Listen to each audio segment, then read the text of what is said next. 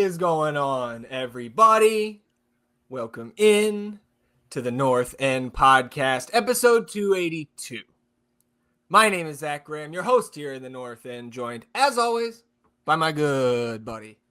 He's on record as my best friend. His name is Ian Michaud, and we call him E, a.k.a. Lee James, a.k.a. Sebastian Drew Easy, a.k.a. Estradamus, a.k.a. Pap E.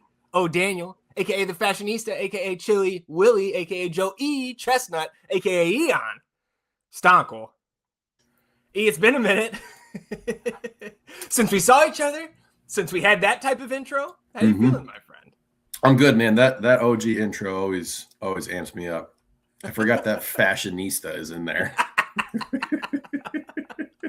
Well, and then Jan Stonkel will just never. What a story! It'll just never be topped. Yeah, no, it's just incredible. I'm doing well, man. Excited to chat here. You know, we're really on the home stretch of getting back to the queue for the regular season, start of the regular season here, man, and it's an exciting time. And I know that a lot of people are amped up. Discord's been popping. That's been fun. Seeing everyone getting excited about this stuff, man. So I'm ready to go, ready to roll here.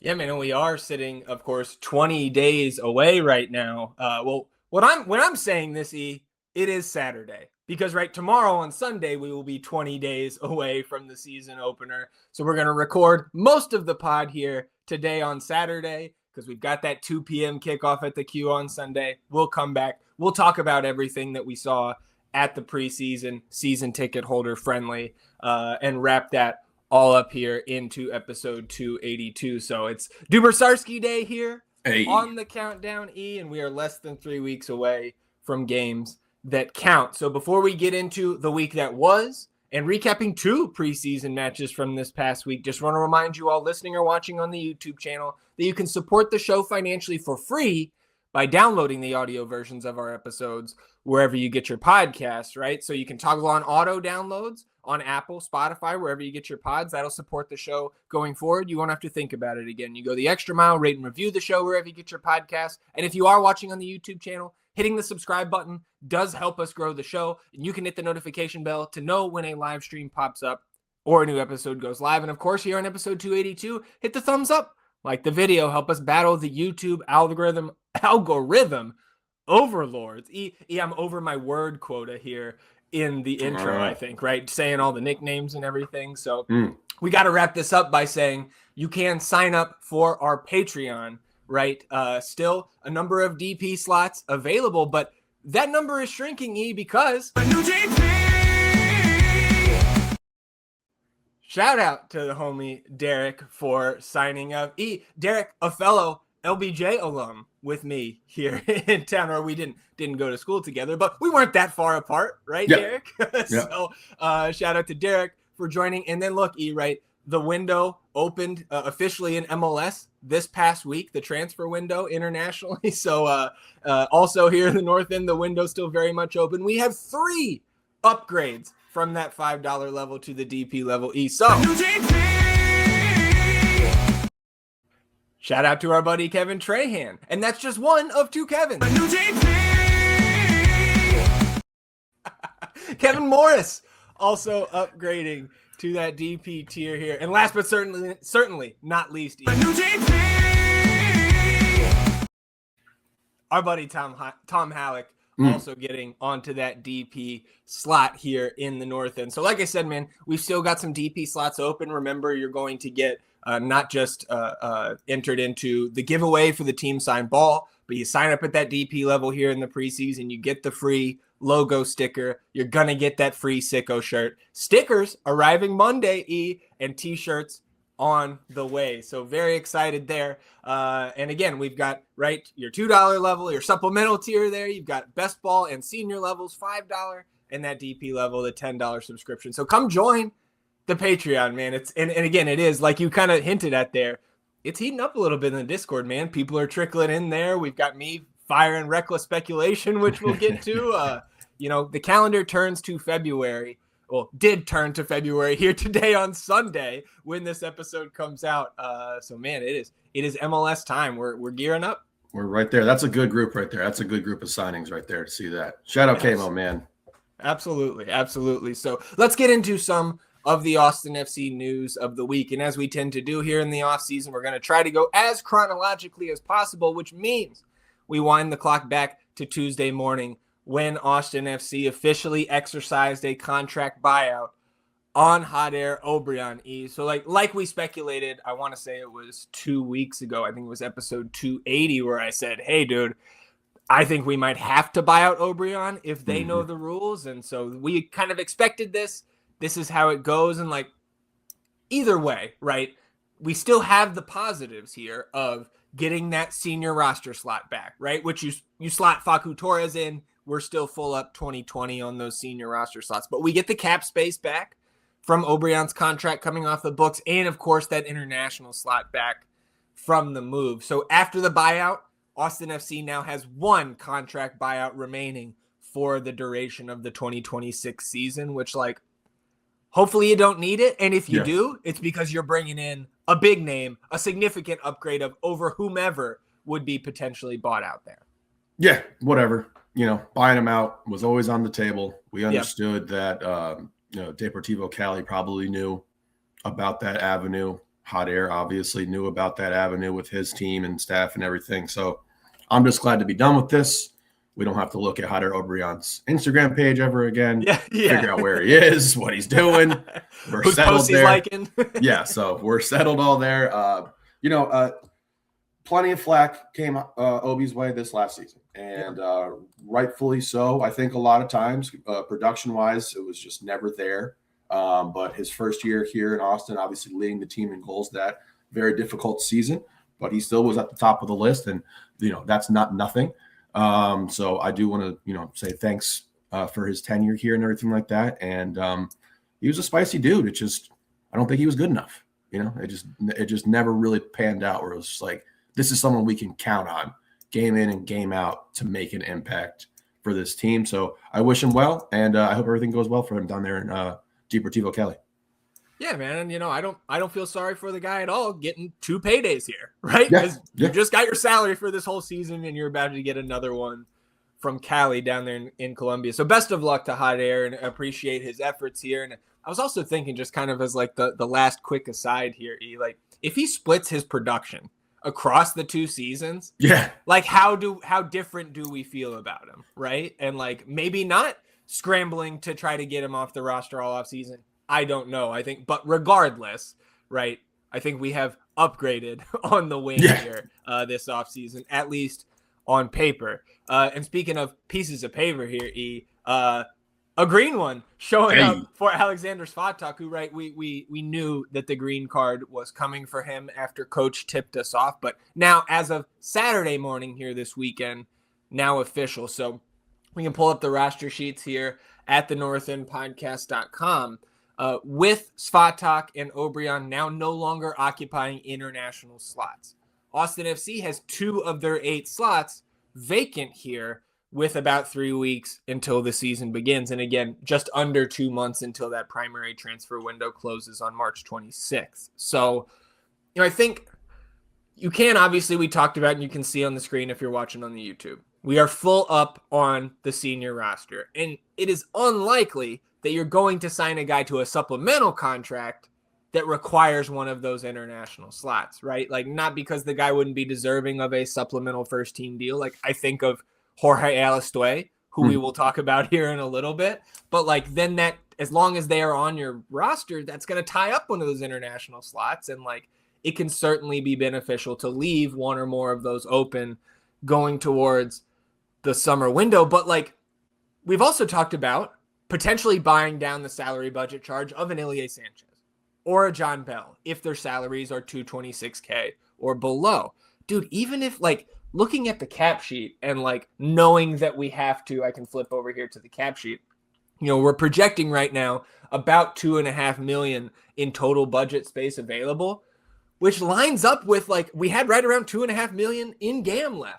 So like, we really don't have any budget space. So like, you could even buy one of those guys down and maybe not have the budget space to bring in another senior roster player, which leads me to the draft. Rumors, whispers, made up trades, consequences. consequences we never weigh. Logic's thin, the mic is hot.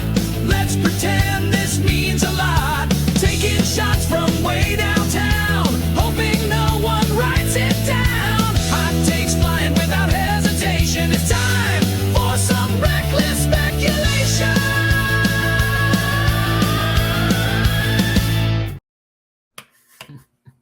All right, E. So as of Saturday morning, I do know I have seen this idea bandied about in 2 different group chats.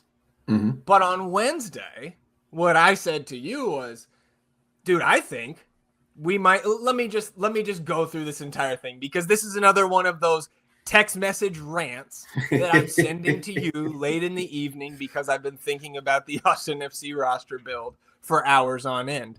And what you said to me was, stop texting me all this shit. Put it in the Discord, dude. So I did.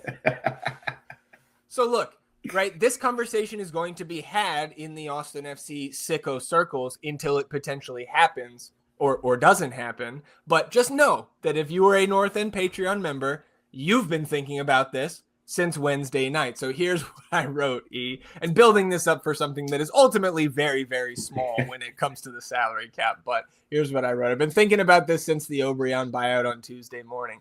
I don't think we should be surprised if Roto sells an international slot, and maybe even expect him to, for GAM before the season starts. Because with Svatok headed back to town, supposedly with a green card in tow, now we know that is official, we're about to have 2 of our 8 international slots vacant after one open with the Obrian buyout on Tuesday morning. All 20 senior slots are filled at the moment. The only way to open one is with an outbound player, right, transfer or using that second buyout, or a guy like Ilya or John Bell having a salary low enough, right, lower than $226K to be bought down to the supplemental roster. Given that the team is, by our projections, which we just talked about, right up against the salary cap regardless, I find it hard to believe that Roto will be adding 2 more senior roster players before opening day, right? Crazier things have happened, but that's unlikely in my opinion. So because of the lack of extra GAM in the coffers, if we end up with an international slot that we don't plan to use, I think it makes sense to sell one to a needy team in exchange for GAM. Then does that fix our lack of GAM issues? Not really, right? But it does provide some breathing room as we head into the first half of the season. So last year, the going rate for an international slot traded for the full season was between 200 and 250K. Mm-hmm. So as has been the case in prior seasons, there could be plans for one of those international slots to be filled during the summer window, right? In which case, I'm, of course, down to wait and leave that open for the time being.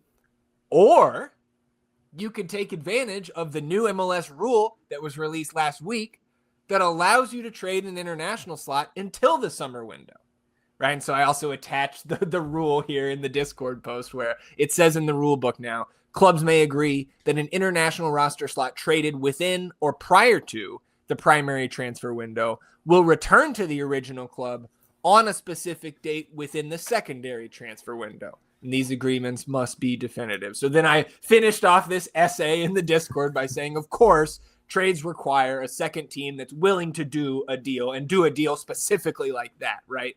So you have to do that use that new rule. You got to find a team that has no issue renting that slot for, about 6 months instead of the full season. But even if you lend it for the full season and don't try to finagle this new rule, you can always, at the deadline in the secondary window, go out and buy an international slot because they are always available. And if you don't have the additional GAM available to you at that moment to make a trade, guess what? You can pull GAM forward from future seasons and go and get that international slot when you need it. And if we think we're going to be bolstering the GAM coffers down the road with at least the sale of Owen Wolf and potentially some other players, then maybe you shouldn't be that concerned about, again, in August, if we need, or September, right? We need an international slot. Okay, go throw 100K GAM from next year. Oh, we'll figure it out later, right? I just don't think it's like Roto to sit on an asset that gets you nothing by holding it and GAM by moving it. Yeah. Right. So in my mind, we are officially on international slot trade watch. And, you get all this just genius insight if you're a member of the Patreon and in that Discord chat. What do you think about this? It makes a lot of sense to me. And you've been sizzling lately, so I can't touch you, Man, Makes a lot of sense to me. I'm right there with you. If you look around the league, right, Austin is one of the teams that is most filled out. Like with the roster, our DPs now are all set. Our U22s are all set. If you look around the league, there's not a ton of teams that are in the position we're in right now with like 3 weeks to go before the season here opens up. And it doesn't, we've speculated about Ilya and John Bell and these other things, but I don't foresee us using both of them for sure. And getting an asset back for them in some GAM makes a lot of sense to me. So I'm right there. I'm right there with you for sure. And whatever other group chats you were perusing where you'll have mentioned it as well. Yeah. I think it makes a lot of sense. And, Roto's probably feeling a little itchy after the hot air thing because I don't think that went his way. Yeah, I don't think he likes it. So I don't think he likes that. So I do anticipate him being a little itchy to get something done here. So I'm on trade watch with you. Yep. So we will just be, of course, keeping our eyes on the transfer tracker there, the Tom Bogert tweets and all that stuff. So let's move 2 days further down what happened this week and talk about that Facundo Torres welcome press conference. So we got the pictures. I want to say this was like Tuesday afternoon or Wednesday where Facu taking that 11 kit here. Yep. For Austin FC. And then Thursday morning was the welcome presser that was live streamed out. I actually, once again, was lucky enough to go to one of these. So shout out to Ag for the invite to tag along once again, right? And just like being among our people there, right? Mm-hmm. Whether it's right the player being introduced in Roto, the members of the media that are assembled there, some of the season ticket holders that are invited to tag along by their reps, members of the club, etc. Like always fun to be out there and to see an event like this that is, potentially so meaningful for the club's success over the coming years, right? The translator was an interesting choice. It was just a little bit tough to follow along there. Like typically I feel like we've gotten just members of the comms team that are bilingual that translate in those scenarios. But I don't know. Clearly you did not catch it live to see this because like it was so awkward that some of the audio from the translator is actually edited out of what the team has posted right now. Oh, wow. So it was part of the experience there. Yeah. So, but dude, like I'll tell you from like being in the room and then of course, cause I'm crazy, I went back and watched it again when I got home. Facu gives me Seba vibes, dude. And like, it's like partially his swag, like the aura, if you will, that he gives off, like just with the fashion, like the frosted tips, right? Everything like that. Confident in his answers. Right. And obviously as much as I can understand as a single language fool here, but he also shouted out Felipe Martins as somebody who he talked with before agreeing to the deal and saying that Felipe had rave reviews about what we do here in Austin and his time with the club. Nice. So that was something, right? Especially, I think it was on Felipe Day on the countdown, or maybe it was the day after, but that was always nice to hear that somebody like Felipe, who has, like Johnny Cash, been everywhere, man. Yeah. Like for him to have, good words to say about Austin is good. And if that helped Facu, sign on the dotted line, then shout out Felipe, man. Yeah, for sure. They spent time in Orlando right after he was going here. Okay, yeah. Correct. Hey man, don't get my hopes up too high with the Seba comparisons here, but we're all in on this this signing, this get. We've reviewed it several times now. I think I gave it an A for a letter grade. It's 25, man. He's moving into his prime. I'm super excited about it. I have a good analogy for it, I guess, but we can get into that a little later with the Bulls comparison there, but at a later date. But that's great, man, because I didn't talk to you about the presser and you getting to go and everything. I didn't we didn't talk about that, so I'm excited to hear about that. That's cool. Well, and the other thing that I kind of took away from, because Roto, of course, when like we make these big DP signings and we have these press conferences for a player arrival, Roto is up there, right? We got the moment between him and BV, right, where Roto's like almost breaking down in tears because of how hard he worked to get a player like that here, right? And we have the Azuni, right? I'm here to break records, right? And so the thing that I took away from the Roto side of this press conference was that he responded at least once, maybe twice, responded to questions about the fit of the player, right? Which has been a conversation locally and nationally in reaction to this signing. He responded to those type of questions by saying, look, man, that is on our coaching staff to figure out. That is literally their job. And like, I liked to hear him say that, mostly because it's just confirmation bias on what we've been saying here, that like, not only is that what we should be expecting out of the coaches, like it's not all on the GMs to go out there and say, here's how I want the team to play, right? That's why do we need a coach if that's the case, right? And Roto bringing in, to me, right, the kind of the highest caliber talent that he possibly can with the budget that we have. And I think, it puts more weight onto the idea that this is a make or break year for Nico. We know it's a contract year, but he's got that option, right? And Roto, if he sees fit at the end of the season, can just pull the plug and take us into a new era with the coaching staff. Again, I do not want that to happen because that means we didn't have a good season. And I don't think that will happen. I think this will be a successful season for us in FC. But we also, you have any thoughts on that? I know you've kind of given your take on the subject. I mean, I think there's validity to the fit concerns. I do, and I think we're going to talk a little bit more about Coach here coming up, but it is on him to find a way to get the most out of these guys. And I do know that BV and Mirtu in particular have a lot of overlaps in their game. They don't really complement each other very well.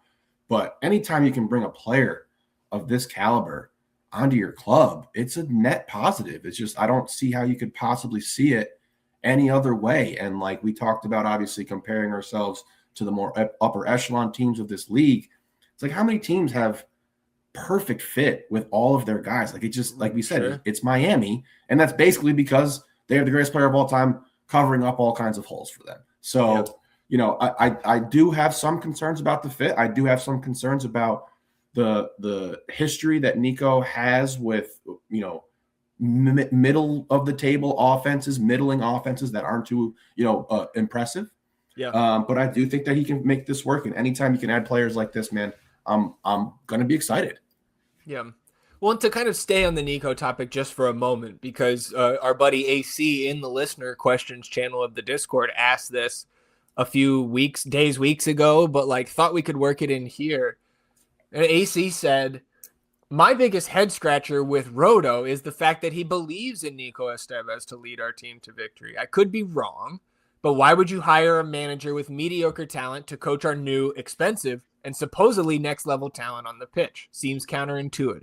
I know a lot of people, including Roto, are saying that he did a good job last year by getting us to the Open Cup final and making playoffs, but let's be real. The Open Cup run was a bit hideous, and we barely made it in the final and obviously lost that at home. And even though we also barely made the playoffs, we stood zero chance in the first round. Beyond that, it was deeply dissatisfying how our offense never really clicked. Seems like that has to be an issue with management, no? And then AC said, sorry for the mucho texto. I say, well, you see the way I type in the Discord, so no worries, my friend. But how do you react to that? Because I think for me, it's still a case of two seasons. Like if we're just talking about 2025, then I have thoughts there. But if we're also thinking about this in the context of the team moving forward, I think I maybe have slightly different thoughts, but wanted to open that up to you first. I'll start with Roto not doing him any favors when Roto had his famous little quote about name and believing coaches. Yeah. Like he just didn't do any favors for Nico. That's a good point. With that. That's like going on stage after Beyonce. You know what I mean? Like you're trying to follow it up. Right. So I got to give Nico a little credit there. And I do think that, that language framed this hiring for a lot of people. And that's how they're seeing this now. So I'll start with the Open Cup and I think you said ugly run to the Open Cup. I said it was a bit hideous, I think was the language. Okay, that's fine with me.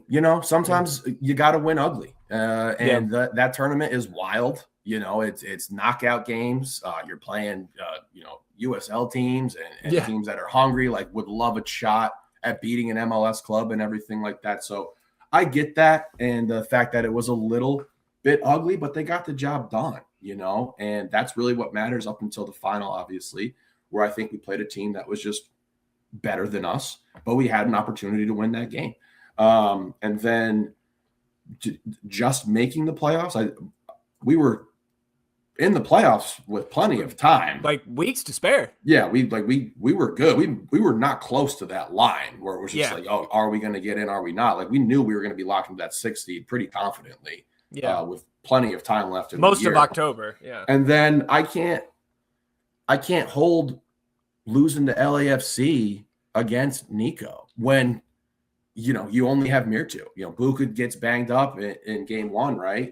Or was that didn't play game 2. Yeah, and then didn't play, So and you're playing LAFC, which was an absolute juggernaut at that point. And was Mirtu even there? Yeah, exactly. Yeah, so it was an uphill battle to try to get find any sort of avenue to beat that LAFC team. So I can't really hold that against him.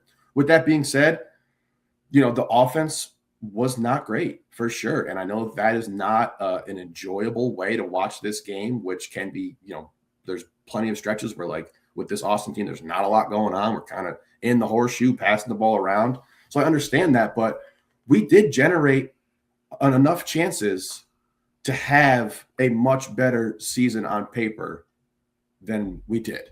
And that isn't on Nico. We had plenty of guys who were just unable to finish last season in moments and situations where we've seen them do it before.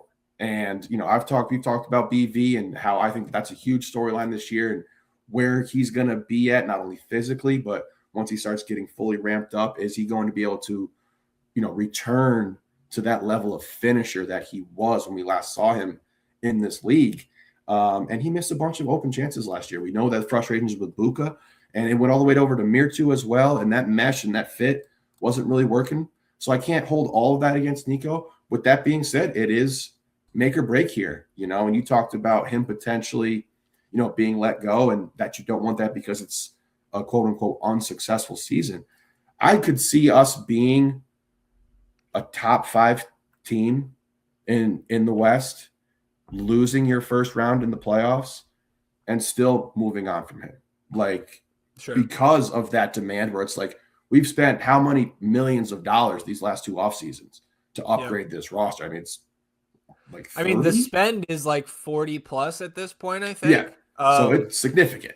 Right. I mean, we have recouped, right, 10 with Seba, 6.5 with Book. So like the net is, probably upper 20s at this point, but that doesn't take away from the point that we are spending like a team that should be competing for MLS Cups from what I see across the league in terms of, the fees on some of these DP level transfers, man. Like, we've been splashing the cash for, again, this is it's like Atlanta levels of spending, LAFC levels of spending on this roster. And again, Atlanta, they are even worse off than us at this point, but that's kind of in their DNA as a club through their first decade or so since they've been around. And they found, that's a team that's won an MLS Cup spending like that. And he's got a big challenge this year. Nico does, because we've talked about not having that chance creator. How are we going to, get this stuff rolling? I think a lot of that is going to hinge on Owen Wolf and his development. And if Nico is able to find ways where Owen can get the rock to these dudes in the right situations and kind of command this offense going forward and be that connector from our back line to our very talented trio up front. You could say 4 with Jaden Nelson as well. Yeah. So it's a big year for Nico for sure. But I can't hold the LAFC loss against him. I'm not going to be upset about winning ugly and making it an Open Cup final. And I can't be too upset about the fact that plenty of guys underperformed last year on their own. So that's where I'm at with that. Yeah, I think I don't have much else to add. I'm in lockstep with you in terms of winning 5 knockout games in a row is probably going to look ugly, especially when you lose your leading goal scorer in the middle of that run. Yeah, right. Yep. In that same game, getting out of that game, I think you could maybe even stand on the side of things where it's it is a big positive that Nico was able to get that team to an Open Cup final, with the hurdles that were thrown at him, right? Every coach is going to face hurdles like that on a run through a knockout tournament, but he got us to the final and none of us expected that. Right. No. And again, making it to the playoffs was the baseline goal for the regular season, and they got that done. So like underwhelming, right? And I think what AC said, right? Deeply dissatisfying to watch. I half-heartedly agree, because when we're talking about the offensive production, like how often we were able to celebrate multiple goals, you can count on one hand, I feel like, from last season, right? Yep. So like I'm with you on that, and like that's where we're hoping that you would think that management, right? Because issue with management was the ultimate question here. I think management recognized that, and that's why we've seen that the turnover at the positions that we have and the profile of players being so similar with the youth movement and the MLS experience we've seen on the majority of these guys that we've brought in, especially the ones coming from outside of the organization, right? Bringing Irvin up and Damian back into the roster is one thing, but the other 4 additions have been MLS veterans, to varying degrees of success in their individual careers. So again, going forward, man, like this is going to continue to be a conversation throughout this season with the coach on an expiring deal.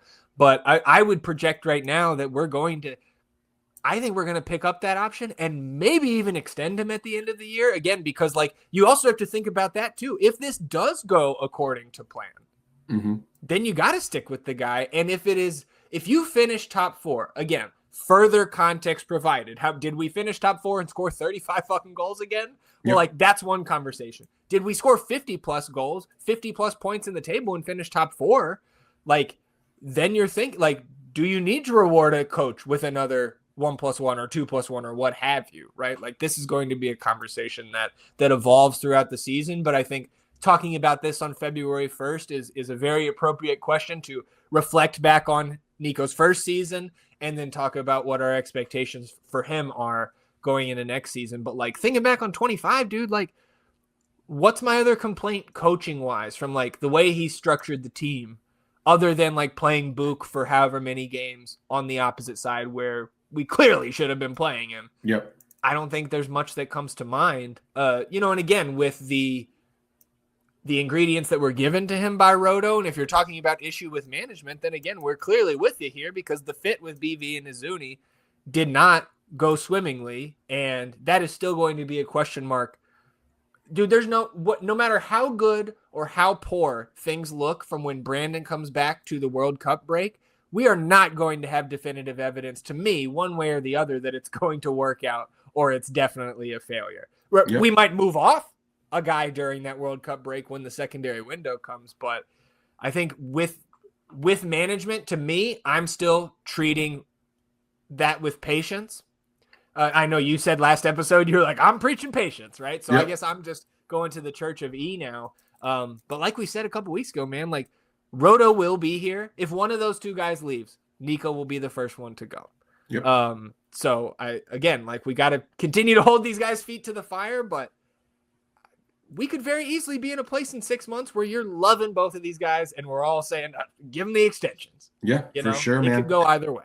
And it's been a real challenge, because they didn't have the preseason together last year. BV suffers the injury. Mirtu's a little late last season. Now they're going to miss preseason together and starting out this season as well. So, the challenges are really stacking up for Nico with that fit in particular. And the heat is on because the spend is real. And when you're throwing that much cash around, if you're Tony, man, you want to see results out there. And I do think that part of this conversation also should include that as a fan base, we should be encouraged that we do have an ownership group who is willing to go out there and spend. Yeah. And if you look at some of these other fucking teams, man, and what they do and how they run their organization, man, you think you're deeply dissatisfied, go cheer for Montreal.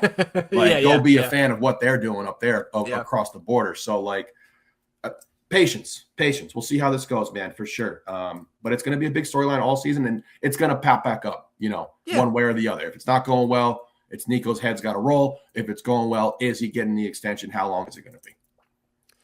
Yeah, so there's, I think, probably like 10 minutes on that. So appreciate the question from AC. And again, any of those Patreon members, you've got that listener questions channel there where you can fire those in at any time and help drive the discussion. Let's get to these 2 preseason matches that we have had over the last week. So coming in to face Louisville City on Wednesday. So the Damien Derby, I guess, is what you have to call that.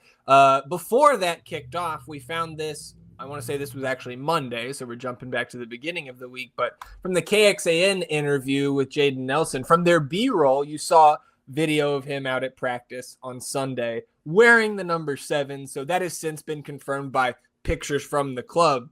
But this was a picture of Jaden Nelson wearing 7 while Jáder Obrian was still a member of the roster there. So gave you, 24 hours of excitement there. Oh, look, we got a jersey from. So Jaden wearing the 7, and then we go into the lineup for the first 45 minutes against Louisville. You got Damian getting the start against his former lone club. Then these 10 field players, Riley Thomas, Brendan Heinzeich, Guilherme Biru, John Gallagher, Danny Pereira, back from the flu, Nico Dubersarski, Joseph Rosales, Mo Badawia, Irvin Torres, and Vlad Danchutu. So if I'm going to sit here and try to, guess what this lineup looked like, to me, this looks like a 4-back with Guilherme Biru playing that left center back slot. Riley Thomas probably on the right, John Gallagher playing left back. And then I think you've got Danny, you got Duber at the 6, Danny in front of him, Irvin in front of him. I think you had Mo out on the right, Rosales out on the left with Vlad up top. But again, we've already played the reckless speculation drop. That's my best guess at what this looked like. But it could have been a 5-back, right? You could have had Johnny at right back, Riley Thomas at the right center back, and Rosales left wing back. Right? There's other things that could be going on out here. But that was your starting 11 for the first half, and we did see one sub. I don't think we should be too surprised that Danny came out after 35 minutes, right? I think missed most of last week with the flu. So coming back in, getting 35 minutes a run on Wednesday. Hopefully we see that upped to a full 45 on Sunday, which of course we'll talk about here in a minute. Absolutely. I'm so interested with the Rosales thing. I do think that it was a 4-back there, but like seeing him being pushed up the field is something that I'm really excited about because obviously my affinity for Guilherme as well and wanting him to get starts at that left back position. But yeah, not going to read too much into this for sure. Glad Damian got the start and was able to get a little, have a little fun with his old club there. Yeah. Well, and I also like talking about the Rosales Biru pairing here. If this is a 4-back with Rosales up at the left wing, like, does that give us like a turbocharged version of the Gally Biru pairing that we were speculating last season we would like because John can drop back and be more defensive when Guilherme goes on his missions up towards the goal, right? Like now you've got Joseph Rosales in that spot. Again, assuming health, I don't think we see that pairing on the left a ton, right? Because of Jaden and Facu and the like. But again, we're just going off freaking tweets here. Yeah. So the last thing I had on the first half, was that Micah Burton continues to be a guy that they're giving very limited minutes to here. And it just kind of continues the trend where like the ceiling perspective on Micah Burton as a prospect when we signed him to the first team deal, I think 2 years ago now. Right, it just hasn't been certainly not linear development, and I think saying it has been a smooth run of development for Micah Burton would be overstating things greatly. Like I don't think everything has gone according to plan here. So I'm hoping that you get a ton of Micah Burton minutes for FCito this year, and you do start to see him taking some steps towards being a guy that the coaching staff would be confident in playing in an actual MLS game at some point. Right? Yep. Because the 10 minutes against Louisville, man, like you're not going to get more time, I would think, as we start to get healthier, as we start to move towards the regular season and guys get longer runouts here in the preseason. If you're already abbreviated in these first 2 games against USL sides, again, it's just not a good sign. And that's what we do here, man. We're looking at our prospects and we're saying, who can we pull out of this homegrown talent that can actually impact the first team? And it doesn't seem like the coaches have found much confidence there yet. Yeah, absolutely. And the way that this team has struggled in the past, with finding quality players to get in there was opportunities for Micah to slot in and make a little noise, make a little name for himself. But yeah, this has not gone smooth. And I think that was the thing I picked up on last time. It was like my main takeaway was, damn, Micah's not starting. Like that's not great. Yeah. Yep. Still young, still got to give him some time here for sure. Like, I don't want to overreact for sure, but this is, like you said, This is what we do. We pick up on these things. We're looking at these things. We have to talk about it. So still young, plenty of time, still holding out hope for him for sure. It's not a disaster. Second half lineup, of course, you get the full line change there. So Stuver gets in net. Then again, I think you have Chuy Moreno on the right, Djordjevic and John Bell as the center back pairing, and John Kolmanich out there on the left. I would imagine this midfield is Ilie Sanchez at the 6, Besart Sabovic in front of him, and then Jorge Alastue there in the middle of the midfield, center attacking mid rather, with, I think, from this highlight that we get, I think Jaden Nelson on the right, Robert Taylor out there on the left with CJ up top. And you can see the picture here. It is Jorge who is the lone goal scorer in this one, E. And we do have the highlight here for the YouTube viewers, right? All the sickos have seen this posted by the team, but you see Austin getting out on the break. You get that ball up the right side to the speedy Jaden Nelson.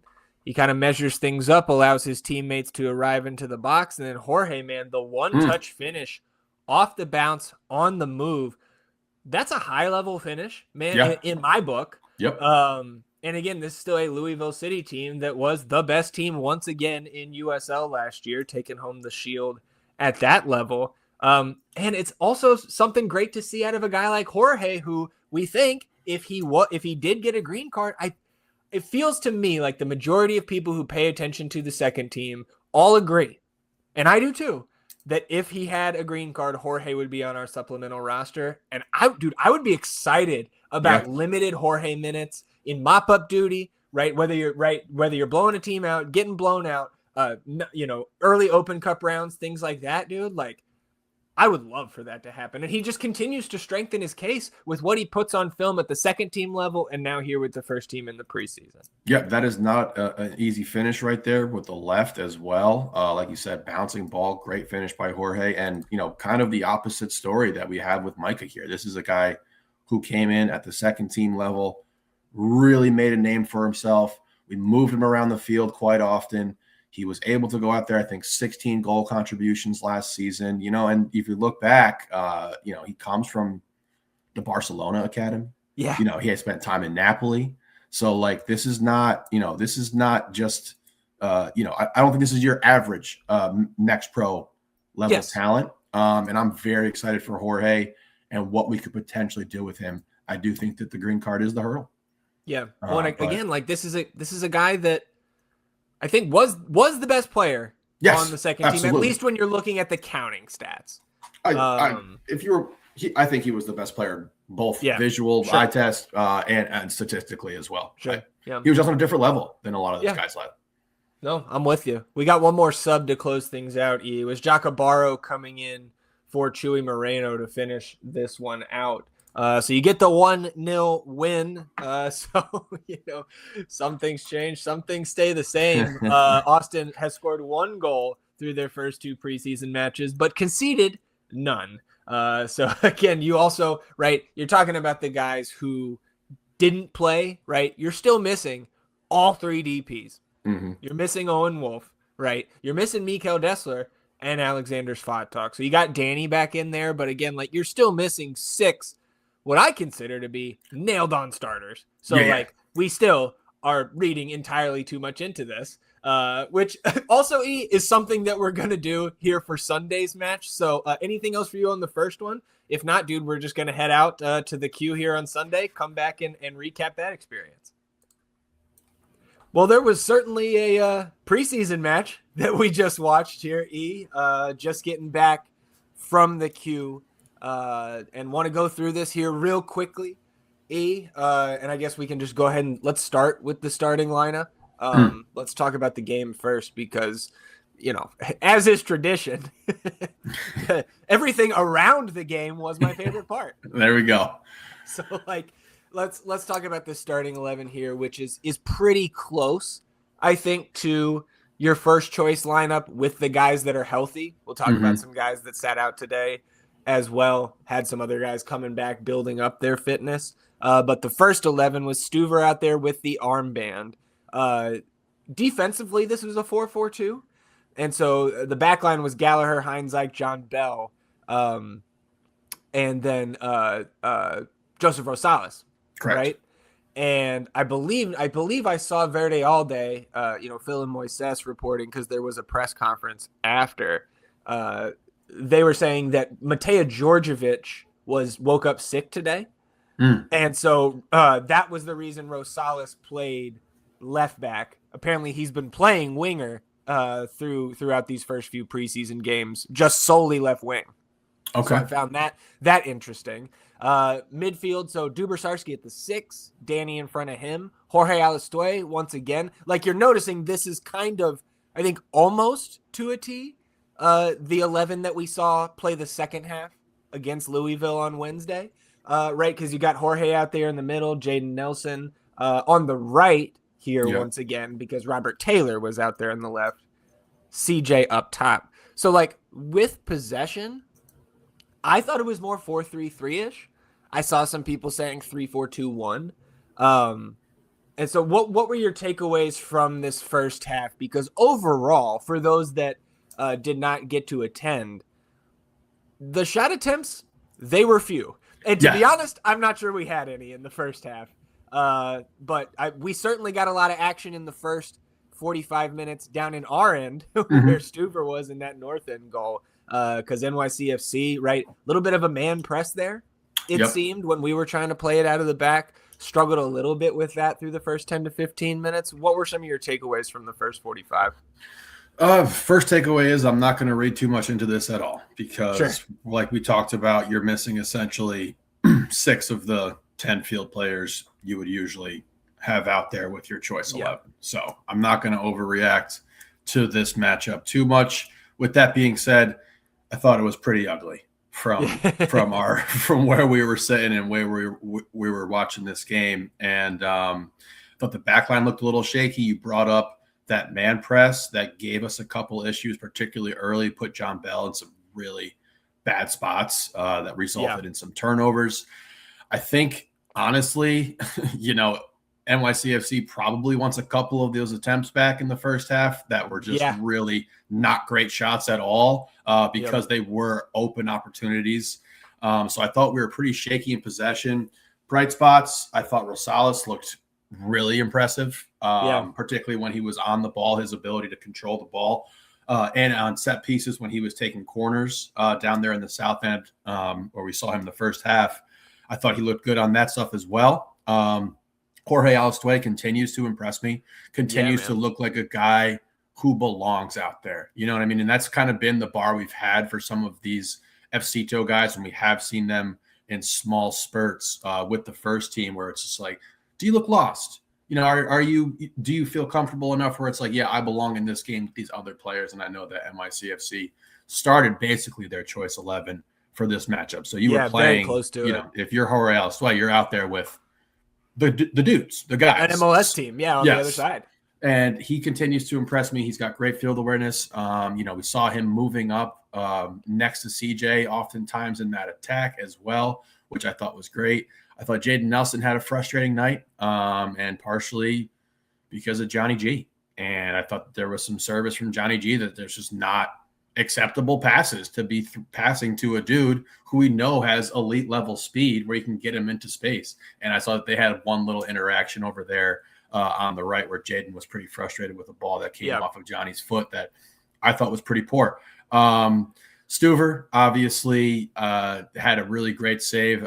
I think that was their first goal off the bounce, right? Off the rebound, correct. Which was a fantastic save by him. But that was the first real attempt on Stuver that made him have to do something. The ones prior to that were all just kind of like dribblers that were not very threatening at all. So, it was pretty ugly out there, man. And guys that we're really watching, keeping an eye on. I know you've had your eye on Duber, and we got to have a good conversation with our buddy Kev about Duber and some other these players. And, he was noting that we kind of looked out of shape and the NYCFC looked in much better shape with us than we did. And once he brought that to my attention, I was like, oh yeah, we do look a little slow to the ball. So it was ugly, man. It was not what I really wanted to see out of this unit, but I understand with who's available, what it was going to look like. And Robert Taylor, man, he's still out there. Yeah. Well, and I'm thinking back to like we were walking into the stadium and I was starting to like kind of make a little mental checklist out loud to you of like, okay, what do we want to see coming out of here? And I'm pretty sure I said I want to see like one goal. A goal, because I yes. think that would be a huge achievement because of the lack of offensive players, those first choice guys that we have available.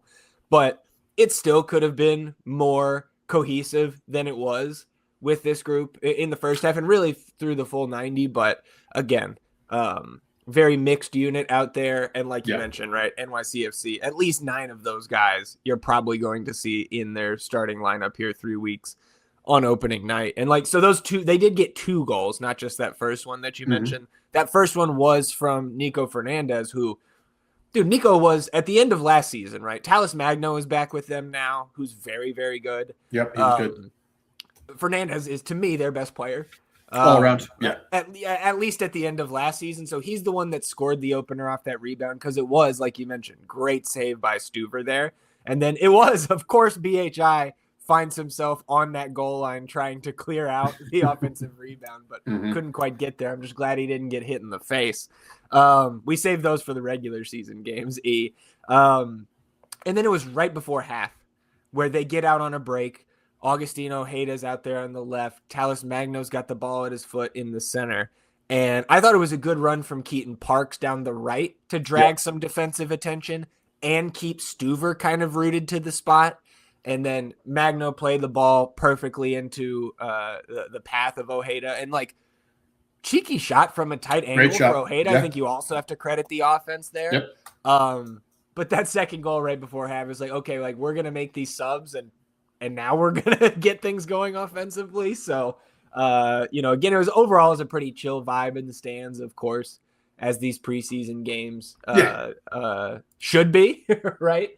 But then going through the second half, we had a couple changes at the half for Austin, but not the full line change we've seen against these USL teams thus far. So we had some guys going 60. I think we even have a trio of guys that I think go 75 here. Right. But at the half, you get Biru in for John Bell, Jean Kolmanich in for Taylor, which did slide Joseph Rosales up to that left wing. I got to be honest, I did not think we would see all 3 of those fucking guys on the field together, but here we are on February 1st. And then, like I said, apparently Djordjevic woke up sick today, so we did not see him, but 2 changes in that midfield. Ilya and Sabovic come in for Danny and Duber Sarski at the half. And I guess like as those guys sub off, you mentioned, Duber. I thought he looked strong, confident in that first half. I think he's still got a little bit of that Punisher in him, right? He's a little bit of a hack still. But like that's what you need, that physicality if you're going to, be the game in, game out starter in the defensive midfield there. So Duber definitely didn't do anything to dissuade me from the hope that he's going to, by the end of the season, take hold of that defensive midfield position. Hey, would love to see that, man. I'm looking at the Rosales thing here after these subs come in, right? Because as you mentioned, he's been playing on that wing. When we have our primary starters back, our offensive unit back, where are we slotting him? I do like the experimentation with him right now. He clearly has the ability to play several different positions. They weren't lying to us. He was good enough on the ball where I feel comfortable with him in the midfield. Like if you're telling me that we want to push, because remember last year we had Kolmanich at times playing more of a left wing position than having to slot back to try to get into a 5-back look. I would feel much more comfortable with Rosales in those types of moments. So I was still watching that in the second half. I think I called for Brad Stuver to be benched after giving up a second goal in favor of Damian Loss. Like get that started early. But I was super excited to see Damian. Once he gets his opportunity here a little later. Good things from CJ, I thought as well. Again, you're getting that hustle, you're getting that pace, you're getting that aerial threat. That's what he does well. Yeah, triple sub here in the 61st. Wow. The best keeper in the world. So Damian Loss does sub on here for the final half hour. So I believe Damian's first time that we've been able to watch him in net at Q2 Stadium in an Austin FC uniform. So it was good to see Damian get out there, get some run. I want to say he touched the ball once, maybe twice in the last 30 minutes. You also got Riley Thomas in for John Gallagher and Irvin Torres in for Jorge Alistue. And then the final sub window for Austin was a quad sub here, and this is where you're really bringing the kids on. 75th minute, Micah Burton comes in for Joseph Rosales, Vlad Danchutu in for CJ Fodre, Mo Badawia in for Jaden Nelson, and Chuy Moreno in for Brendan Heinzike, which did give us the vaunted center back pairing of Guilherme Biru and Riley Thomas. And look, no goals against. So, there we go. You got that on paper. But I think it's encouraging that we're seeing 6 field players, right, plus Stuver, go 60 plus here, and these 4 guys going 75. Again, I don't think hardly any of these first team guys look like they're like fully match fit. I think Jaden Nelson is the one of the first team guys. Him and Jorge were probably the 2 guys that I thought looked the most fit out there. But again, we're still 3 weeks away and only halfway through these preseason games. So anything else for you on the player personnel, any takeaways you had from individuals or as a team? Was that 2-0 final with NYCFC taking the win back to New York? Definitely want to get probably the one highlight for Austin was the Irvin rep. A nice little turn and then corks a shot from outside of the 18 with the right foot, which was impressive. You know what I mean? It goes over the top of the crossbar. But it was still an impressive turn and a good enough shot where it's like, okay, that looks like you're comfortable with that. So that would be my only takeaway there from the second half. It was ugly. Not gonna lie, it was definitely ugly, but plenty of time here. 3 weeks coming up. We're all right. Got to get healthy first. We've seen Irvin score some of those types of goals from the edge of the 18 at the next pro level. So again, I think that is in his bag. At times.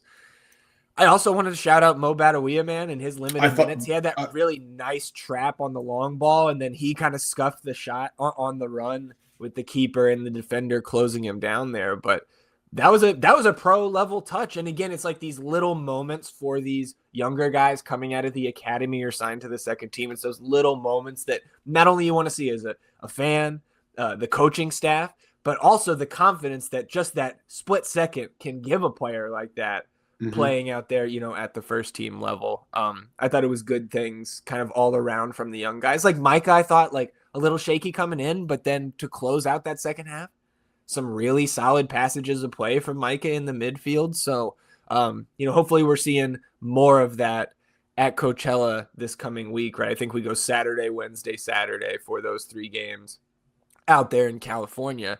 Right. And still, we already said it, but you're still missing all 3 DPs. Yep. Right. You're missing Owen Wolf. Yep. Mikael Dessler, right? Yep. Svatok, Djordjevic today. Which is 6, potentially 7 starters, depending on how you line up, that did not suit up here today. Anything else for you on the game or the players? Because, dude, I mean, again, like some shout outs, I think, to the people. Anything else for you on the game? Just bright spots, Rosales, Alistue, Irvin, and then the kids, Mo and Micah there. That's all I got. So, man, I mean, again, like being back at soccer church, even with these sparse crowd, and like, dude, I mean, what, 35, 40% full? That was 20,738 people there, dude. You didn't hear that? Sellout streak continues, bro. But man, like, I mean, we saw Primo, right, from We Are Austin walking in. Primo. Mitch, TJ, his family, North and Greg came and sat near us, right? Yep. It's good to see him. Fudge, Damon, of course, the homies right there in 123. Got to sit with Aries for a while, right? Yep. Kevin Morris, Kevmo came. Cousin Sue, got to meet Cousin Sue, the legend. Landon came and said what up at half. Jesse came and said what up. Saw on the wire. Got to meet 512 Trefoil, right? We've talked so many times in the live stream. Same thing with Derek, right? Got to take a picture with Derek as well, which was awesome. Who else am I missing? Tex Rex and his family. Tex Rex, yep. Right. Hope he had fun. Shane and Heather there. Mason, Danny. Yeah. Right. And at the end, Corniolas and our buddy Dylan. That's right. So like, I'm sure we're leaving people out, but like, it's pretty good. It's pretty comprehensive, but yes, probably. I'm so hyped for less than 3 weeks, dude. Yeah. Till we're back there for a game with the names on the back of the jerseys and the goals that count. So yeah, man, anything else you want to add? Oh, E. Oh boy, look at this. Look, the transfer window is still open, my friend. Okay. Oh. So like the North End can add people to the DP roster at any time. So E. A new DP. Ari Silva joining the list of designated Patreon members here in the North End. So Ari's, good to see you today, buddy, and catch up. And we appreciate the support, my friend. So that's awesome, man. A live DP signing. That's wild. You got him right in there, the transfer window after the game, dude. That's great. Shout out Ari's, man. Oh, man. Anything else for you? No, just same sentiment. Really excited to be back. We'll be there, and then we can overreact. Are you excited? We got to get healthy. Yeah, we got to get healthy. We got to take some shots. Yeah, we got to get of all healthy. varieties. And then we could overreact. But yes, I am excited to be there. Oh, almost forgot, E. This was a shout out to the folks who alerted us to this during the game. There was an attendee over there on the west side of the stadium, E, in a white hoodie. That is Jáder Obrian at the preseason match today. So I imagine he's back, right? Like, getting his things right to make the move. But that was not, I don't think, on anybody's bingo card to see Jáder in the stands. And then, we saw him walk out of the stadium as well after. But you talk about, look, we got live DP signings. We had live crumbs being sent to us at the stadium. Like, it's a successful day all around. Absolutely, dude. And what a shocker. I just look over at you and you're just like taking 20 pictures. And I'm like, what the hell is he doing? Like 20x zoom. And I see Damon looking at you. I was like, don't worry about it. I don't know what he's doing, but it's clearly something. And then we figured it all out. Then everyone's over there just fucking zooming in 1,000 times to see if it's actually him. But yes, definitely him. Super interesting to see him there. Yeah. And also, I guess, not that interesting. The question that was going around the North End was, how many goals do you think Jáder thinks he could score in this game today? The most common answer was 4, for the record. That's where the fan base is at. Glad we remembered that here. Come on down to Farmer Field where the champions play. Get ready for the game. It's last business day.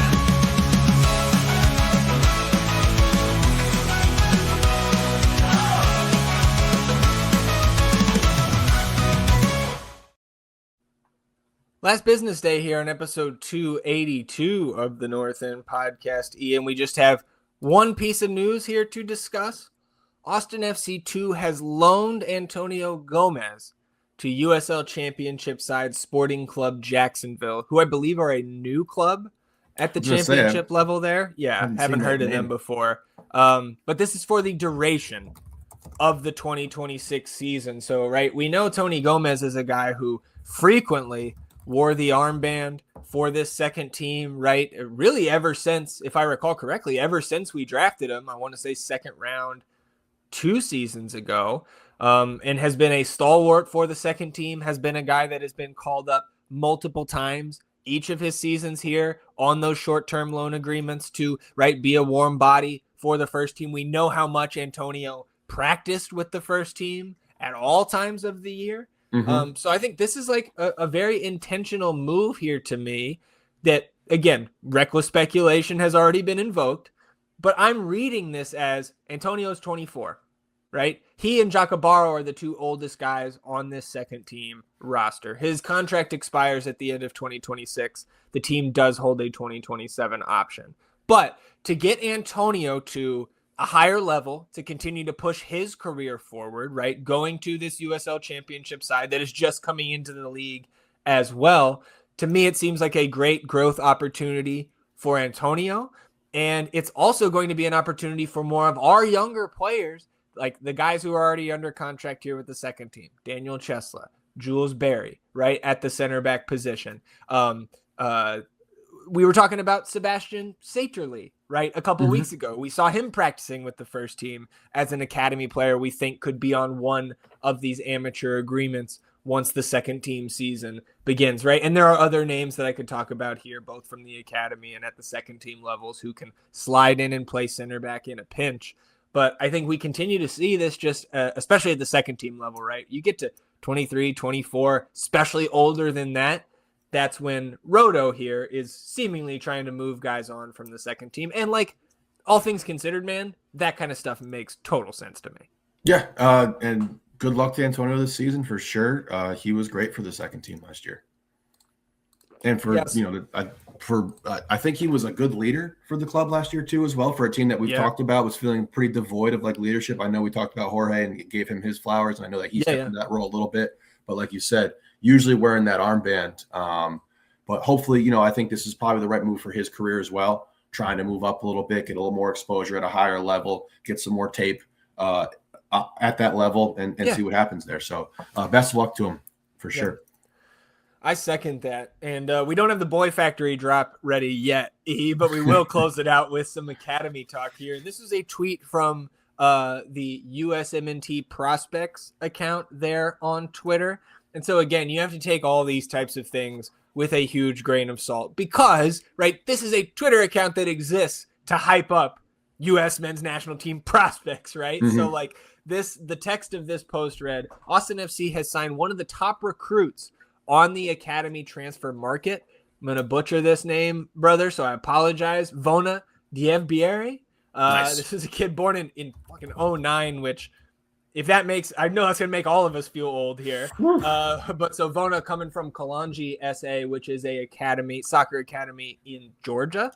So he's described here as a toolsy center back. That's a nice vocabulary there. Newer to the position and has broken out in the last 6 months. And this account claims that Colorado, Philly, and Atlanta were all involved in his recruitment, but it is Austin that comes out on top here, right? So this is a kid that is, born in 09, so you're 16, you're turning 17 this year, if that is correct math. It might not be, but what stands out to me here is not just that, like, we've got one of these prospect accounts making a post about a kid that we were just able to pick up, right? Most of our academy transfer news has been guys leaving, right, with the goalkeeper, right, up to Dallas, or the midfielder, Vigo Ortiz, right, who went to Charleston. He just got moved on as well from there, just speaking of the Boy Factory. But what stands out to me here in this postie is the three names of the teams that were involved, Colorado and especially Philly and Atlanta. Those are some of the top academies in this country, at least like at the MLS level. And so like if those teams are truly vying for the services of Vona here, and he came to Austin, again, like on paper, that's a little bit exciting. And like saying all that to just say, this is a name to watch when we're talking about the academy going forward here this year, if this did indeed come to pass, which we're taking as gospel here. Yeah. And I mean, with the departure of Gomez as well, right? There's exactly. potential for him to be slotted up to the second team. So excited for him. Welcome. Anything else for you here, man, before we shut it down on episode 282? I'm good, brother. All right. Well, we appreciate you tuning in, sticking with us here on episode 282 of the North End Podcast. Again, you can sign up for that Patreon. QR code on the screen right now. And of course, you can find the link to the Patreon in the description of this episode, whether you're watching on YouTube or listening to the audio version. So we appreciate you all tuning in, sticking with us here in episode 282. We will be back on Sunday, recapping the week that was in the Austin FC universe, which will include the first of 3 preseason matches out there at the Coachella Valley Invitational. So enjoy your week, everybody. We will do the same, and we'll see you back here on Sunday for another episode. Until then, easy. And I'm Zach. Vamos Austin FC, everybody. Goodbye.